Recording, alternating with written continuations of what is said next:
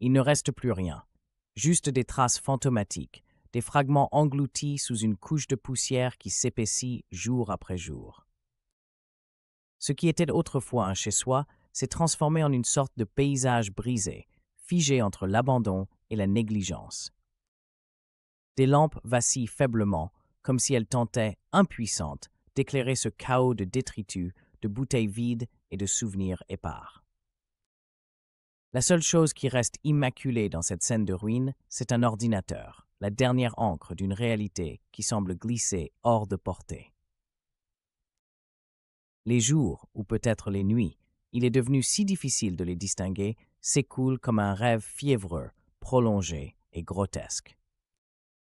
Ce genre de rêve dont on espère désespérément émerger, uniquement pour se rendre compte qu'on y est enfermé. Cela fait des mois maintenant depuis sa disparition.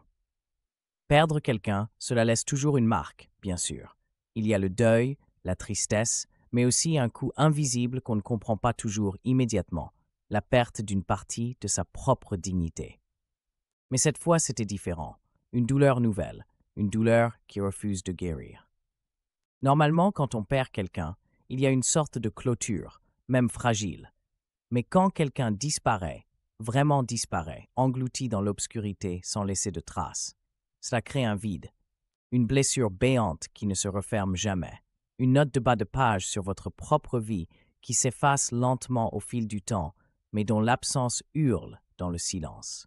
J'avais besoin de quelque chose pour combler ce vide, quelque chose pour détourner mon esprit de cette souffrance.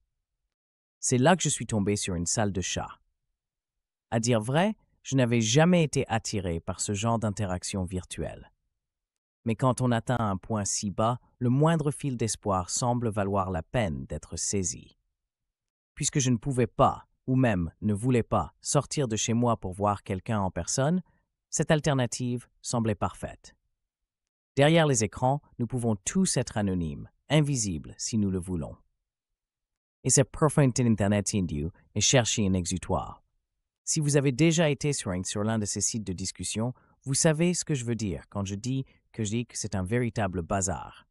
Un tourbillon chaotique de bots, de trolls, parfois de prédateurs. Mais au milieu de tout ça, il arrive qu'on croise une âme authentique. Une vraie. C'est ce que je cherchais, désespérément. Après quelques semaines d'avancée et de retrait prudent, j'ai fini par trouver un petit groupe. Des personnes réelles, drôles, bienveillantes.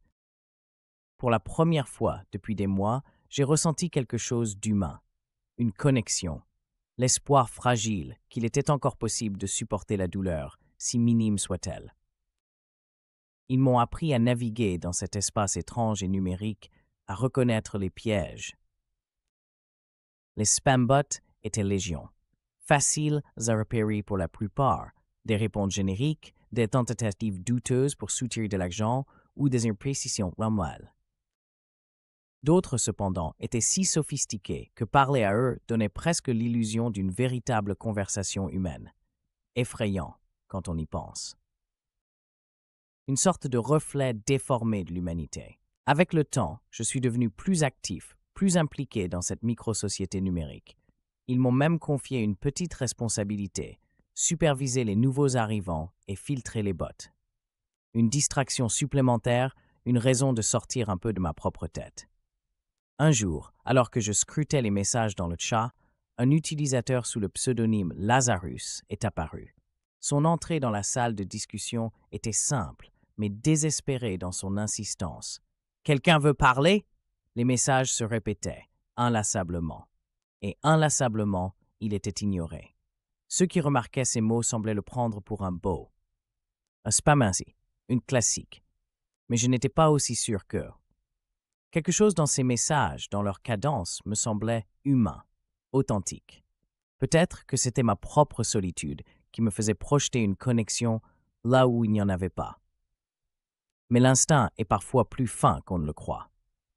Alors pour la première fois depuis des mois, au lieu d'observer en silence, j'ai tendu la main. « Salut Lazarus » ai-je écrit. « Tu veux discuter ?»